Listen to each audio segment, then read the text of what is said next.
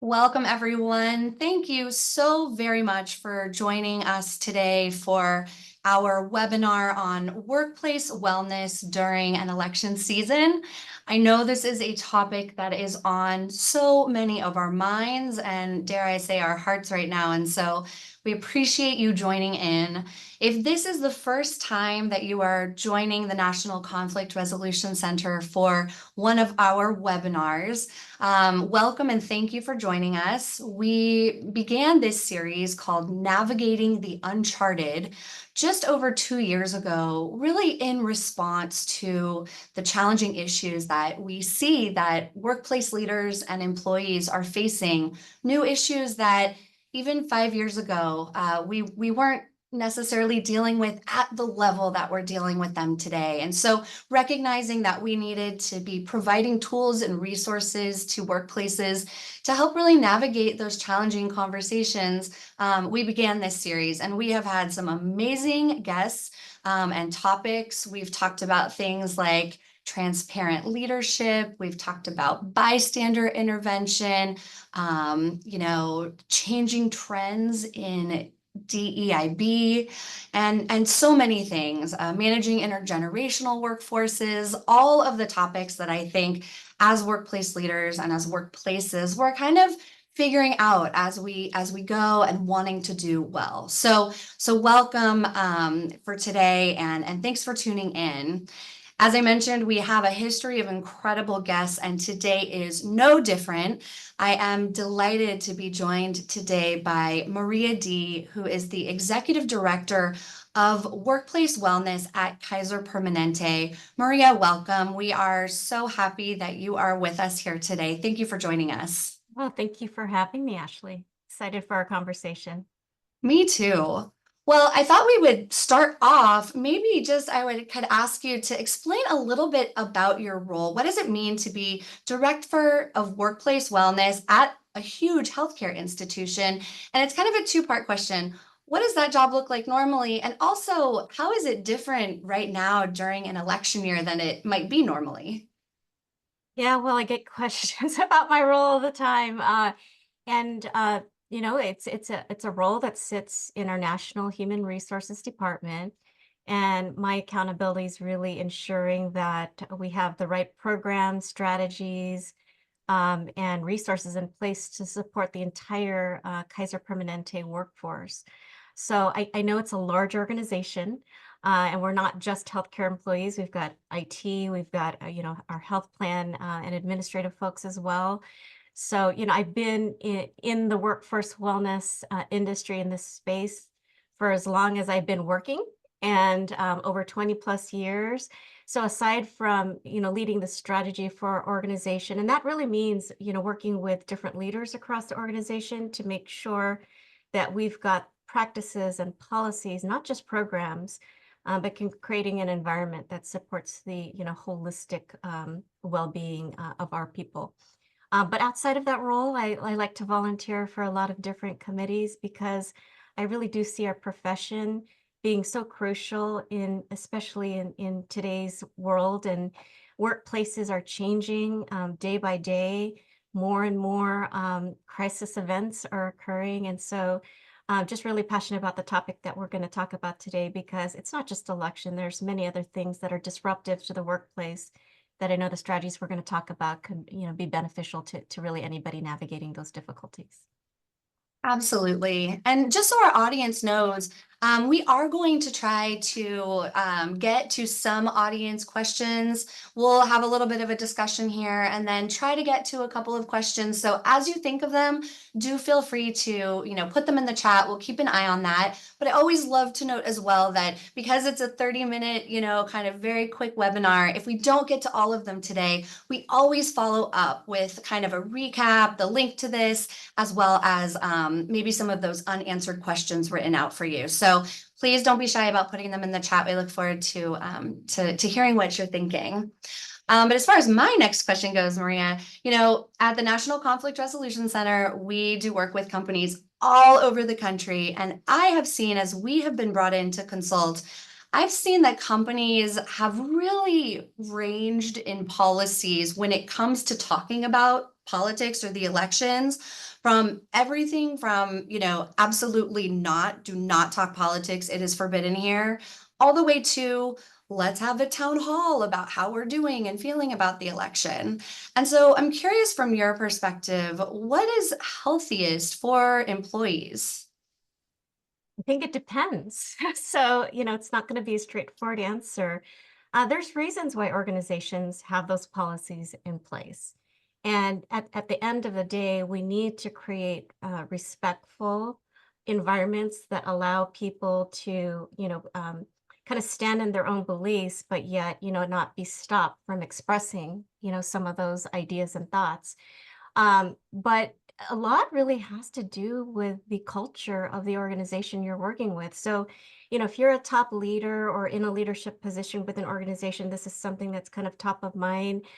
Um, Policies are just one way to help manage behaviors of the workforce, but whether you have a policy in place or not that allows or disallows those conversations, I think complementing it in a way that really allows employees to feel like their voice can be heard, there's a place for them to kind of express ideas in respectful ways is super crucial. So you really have to think about the existing culture. You can't create, policies or practices kind of in a vacuum. You have to consider, well, what are the organization's, mission, vision statements? Mhm. If policies already exist, but we know there's an opportunity for those town halls, for example, that do create those safe spaces, how do we conduct those?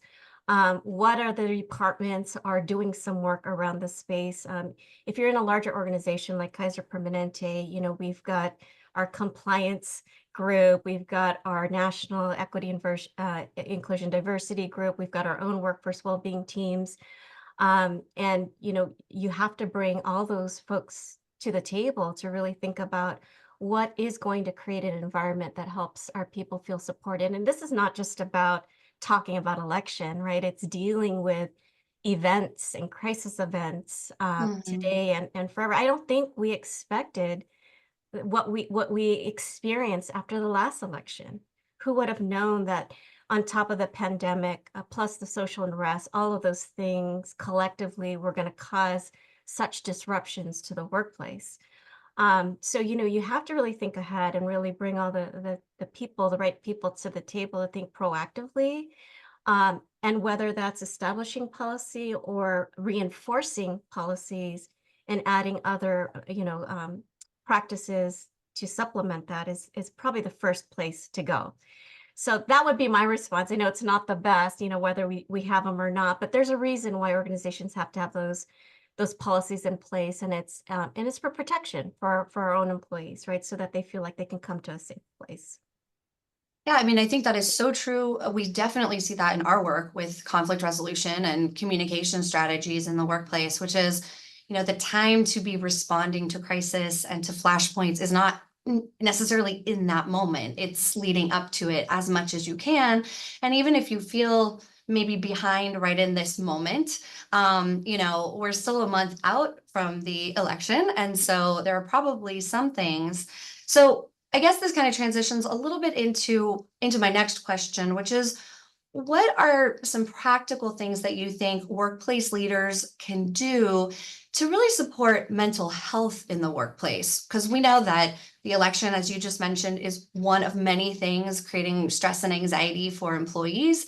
There are so many things happening in the world right now. And so, how can workplace leaders really support mental health? Yeah. So let me start with what you see here on the screen. I talked about really being, starting from a place of really understanding and acknowledging where your organization is on this topic and understanding who are the people that are making decisions on things like communications.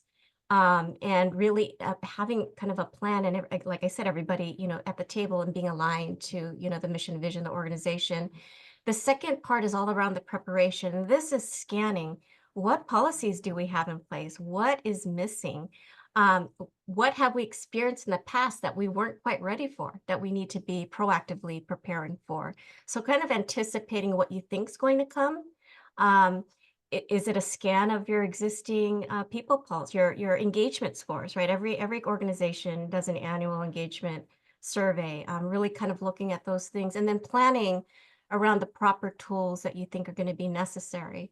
So that's kind of at a broader level, as an organization, think about in terms of what leaders can do. If you go to this next slide, I actually put this together just as something to help bucket the bodies of work. I think there's different aspects that leaders need to think about when they're thinking about supporting their people.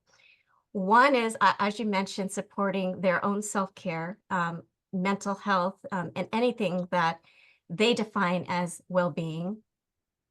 At the workplace, setting boundaries is super critical. I know that burnout still is well and alive in many organizations, and really helping you to manage, your expectations of yourself, your workloads, and then connection is big. We all know that the Surgeon General release, the report on the situation where we're a loneliness epidemic. Yes. So anything we could do to help strengthen relationships is crucial. So those are three categories I've really kind of leveraged. And, if any leader, just at least touching on one, if not all, is great. And within those categories, things like connecting your people to well-being resources. You Mhm. have champion groups that are in place already that could advocate for self-care. You don't necessarily have to go out with a big campaign, but you might have these kind of early adopter leaders or champion groups that can really spread the knowledge of what's available. Are you looking at meeting managements? If you're in a workplace where you're 100% virtual, or you do a lot of work from home, how are you? We call these shutdown rituals, right? Is there a way, when you used to be in the office, your shutdown was driving home? If you don't have those drives anymore, what are you doing at the end of the day? It's easy to keep your computer on and come address a question or an email, 24/7. But do you have a shutdown ritual where you actually shut down the computer? I've had people tell me if they work at a kitchen table, they'll actually walk around the kitchen, come back and say, okay, day's over. And that's kind of their close of the day. I've had people say they've gone to the garage, put on or take off their coat and come back and kids, I'm home. So what do you I have? love it. Ours was dance parties during the That's pandemic. Me and my kids did a dance party at like 5 every day. It was great. anything, right? Go hug your dog. But whatever that act is, to consider your end of your workday, because the lines between work and home have blurred for those that are working from home. Meeting management, we have practices where we allow for the first 5 minutes of every meeting. Well, we're trying to adopt this as a standardized practice, right? Where you allow people to struggle in because they're going from meeting to meeting, but you use that for water cooler chats or community Mm. check-ins to say, hey, how are you doing? Does anybody have a story to share about what you did over the weekend? And that kind of bleeds into strengthening relationships. Like, what are you doing to keep those connections live? You used to pass each other in the hallways. Hey, how was your weekend? And that small talk has gone away. How do you find ways to encourage that in a virtual setting now? So, again, as a leader, we call out three different categories. The icon you see there is a creative way that we're at Kaiser Permanente. We build these into PowerPoints. So my well-being team will, like, if we're doing a presentation on anything, we'll remind them, hey, if you see Padme doing their stretch, this is your, moment to remind you, stand up and stretch. So when we're on camera, we will often see people kind of stand up and stretch and do their Mm. thing. Sometimes they'll walk over to the garage. Some people jump on their walking treadmill and, kind of put us in front of them. So it's just a easy way to insert something. You're not creating a new program. You're not asking them to do something new. You're embedding that into the workday. So just one simple example of us trying to promote self-care wherever we can. Well, and I love that because as leaders, it's not that you just kind of once a year remind people, hey, take care of yourself. This is embed into so many of the checkpoints that you have and so many of the PowerPoints that people see. And so it really becomes a part of the culture, which you're speaking to, which is to take care of yourself in these different ways. Yeah. And you know what I will say has been the most powerful tool as a leader, and it's what you see in the bottom, storytelling. Mm. Just because you're a leader doesn't mean you have to, be perfect at what you're doing in terms of supporting well-being. We know leaders are probably struggling the most. Middle managers are probably struggling the most. Right. Demands, let alone, the directive to say, okay, now you got to support your teams because, things are going to go bad and we need you to kind of help them. And it's okay to advertise that, you're still on your own journey and being authentic about your own struggles. That is probably the most powerful thing a leader can do, is to acknowledge their own current state, and say, like, if they feel like they're not modeling well-being, that what their desire for their team is, to support their own self-care. So I mean, I would really encourage leaders to kind of start from there, to say, this is my interest. Here's what we're going to do. Let's do this as a team, Mm. and not feel like you have to know everything. You have to be everything for everyone. That, it's simply that you're just committed to it. That's so great. And if anybody on here happened to tune into our transparent leadership webinar that we did a number of months ago with Mark Braun, that was such a big piece of what we talked about, is as a leader, really exemplifying and modeling behaviors that showed what you want your teams to be able to do, even if that meant a little bit of transparency yourself. So I appreciate that. And thinking ahead, we've kind of, thought a lot about what leaders can do. And of course, that taps into the individual. But I'm also curious if you have any tips for an employee at any level, really. What are some tips for what an employee can do, whether it's a leader, frontline, anything, in the middle of their stressful day or of, an anxious day? What are some things we Yeah. can do each day? Well, I know this is probably, something that people have heard all the time, and in many cases probably disregard. I know that I have, in many times, but mindfulness and Mm-hmm. deep breathing will do wonders for your own mental health, and, a very good form of self-care. There's so much research behind it, in terms of helping you in the moment when you have elevated levels of stress, calming the nervous system. Actually, and for some people, even some of that physical pain, when they're regularly practicing breathing, deep breathing. Um, and not only that, it forces you to kind of pause in the day. So one of the things we've done, at Kaiser Permanente, we call it one moment meditation. We kicked off a huge campaign many, many years ago, and we don't really call it one moment meditation, but it is a moment in time. It doesn't have to feel like a full minute or a full 3 minutes, because we know that awkward silence is awkward for a lot of people, but it's a moment, right? Taking a moment to just take a deep breath in and a deep breath out. So I'm going to actually do that here with the group for a moment, because it won't take long. And while we do this, I want you to think about settling in your seat, putting both feet on the ground. Kind of take a look at your surroundings, and look to the left, look to the right. Some of you might be working at your desk. Some of us might be looking out the window, but be present with your environment, the noise that's surrounding you. Maybe gaze at something kind of right in front of you. I know for me, I've got pictures of my family around my computer screen, like many people do. And just for a moment, take a look at the icon and breathe with it. It will tell you to inhale. You're going to take a deep breath in slowly. You're going to exhale slowly with this icon. And when you take a deep breath in with your nose. Hold it there for a moment. And then you're going to exhale out with your mouth. And as you're doing this with the image on the screen, think about your belly. As you're inhaling, filling your belly with that air. And then when you're exhaling, through your mouth, releasing all of that air back out. Take a look at that object or that picture one more time. Couple more breaths. And then slowly releasing that. And really just kind of bringing yourself back to your current environment. But hopefully that brought some awareness to your surroundings. Sometimes we're in such a go, go, go mood, or mode, I should say, that you don't really recognize. I know I've got my 12-year-old Labrador snoring right next to me. That's a good sound to focus At my on. feet, and I was like, I was actually breathing with her breathing. Mm. But you appreciate those moments. I appreciate Zoe, my dog behind me.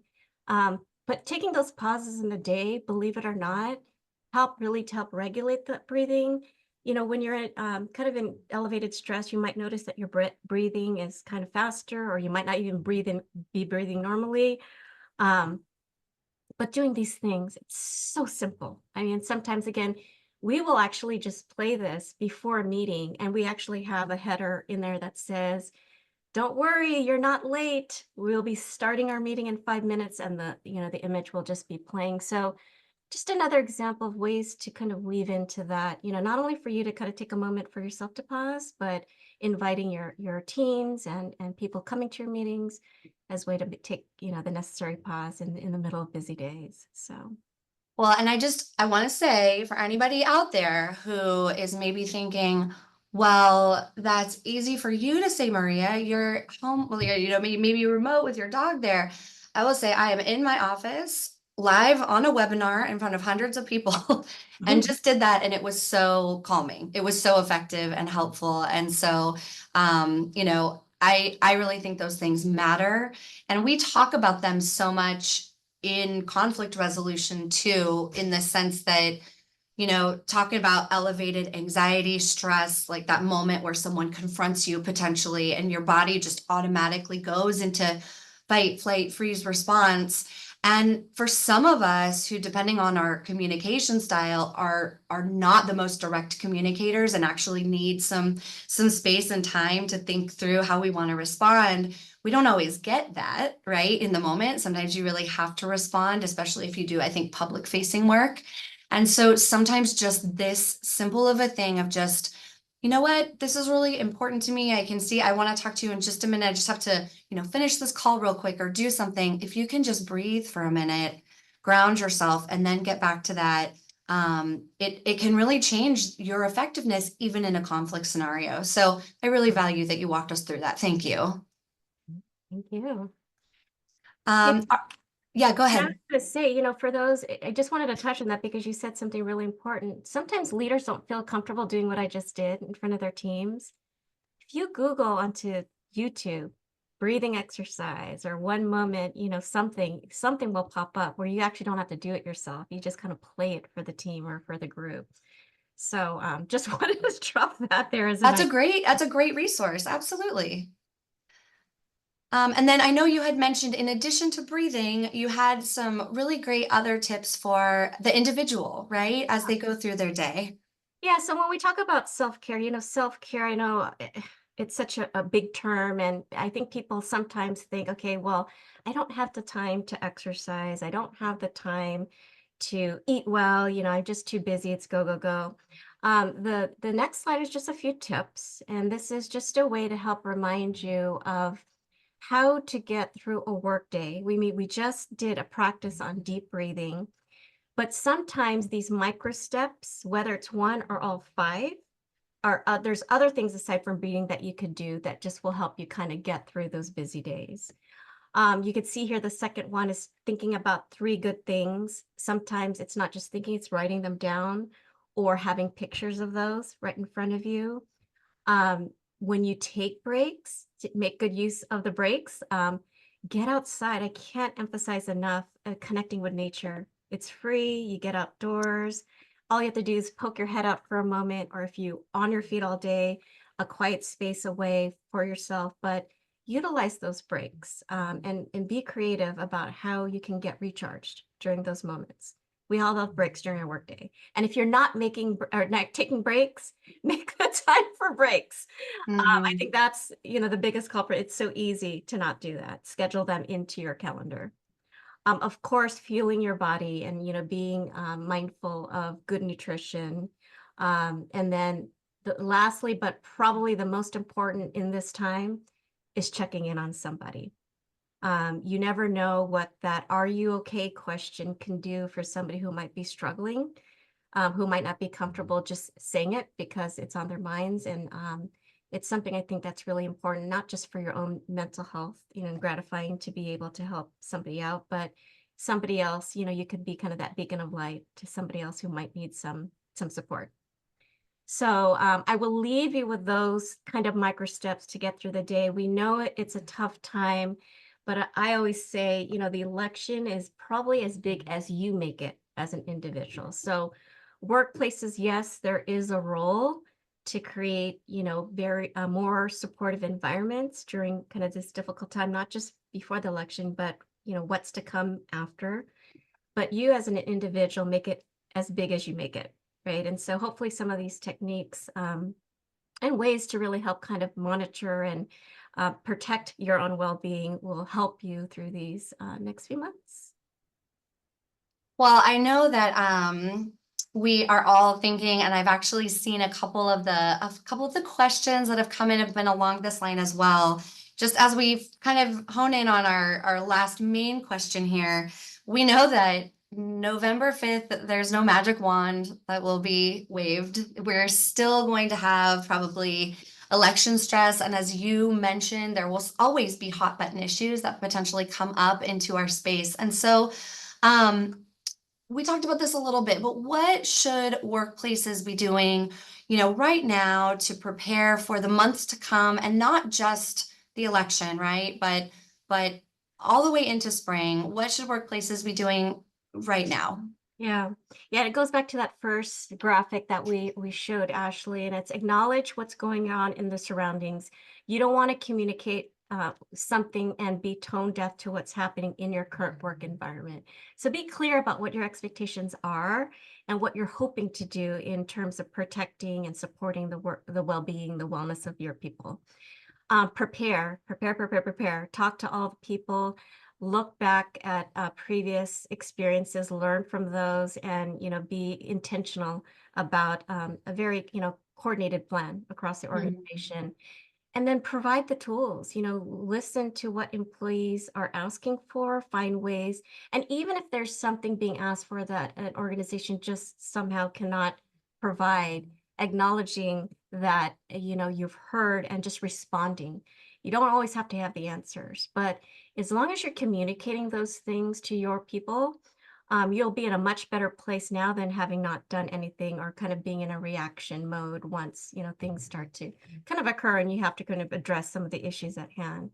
So I'll kind of leave it with that because I think at the end of the day, what we're trying to do is build, inclusive and respectful environments. And as Yeah. much planning as you can do in advance, the better. Hopefully using some of those strategies we talked about for leaders and for individuals. Yeah, absolutely. And, we do a workshop at NCRC called Dialogue in Divisive Times, kind of around how do you dialogue at workplaces. And I think, from our perspective, there's also things that workplace leaders can do to really create belonging in politically charged times. And a couple of those things go hand in hand with what Maria is saying here, because they also have to do just with wellness, right? And health in your workspace. And so I think as leaders, we should always be encouraging opportunities for employees to engage outside of work. This is about humanizing the other and building those relationships like you talked about, Maria. I think also, build shared identities around things that are not around politics or hot button issues. And so you could do corporate volunteering or just even getting to know each other more. I think it's always important we're creating safe space and that team members feel respected and valued, and that you're always returning to our common goals and our common values as an organization.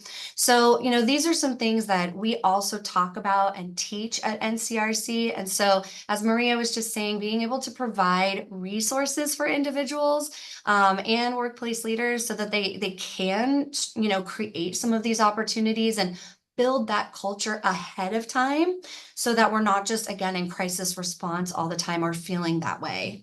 And speaking of resources, we want to let you know that We believe that part of our job at NCRC, as I mentioned in the opening, is to create resources for workplace leaders. And so if you haven't already, highly encourage you to scan this QR code. I think you just have to kind of enter your name or something, but once you do, you have access to these resources for workplace leaders for all the months to come. And we're putting new things on there literally every week, if not more, including just recently, we put up 10 tips for navigating the political divide, which seems a little bit relevant, especially this month. So do tune into that. That's there for you. And we are always adding to that. So we will also be posting this webinar there. So if you want to rewatch and remember some of the amazing tips that Maria has shared today, be sure you scan that so that you have an opportunity to have access to that webinar,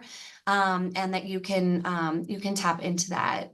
So Maria, with that, I just want to thank you so much for spending this half hour with us. I already actually feel a little bit more grounded and ready to have, my next challenging conversation, whatever it may be, but remembering wellness and how to support both my team and myself in the workplace. Thanks so much, Ashley. It's been a great conversation.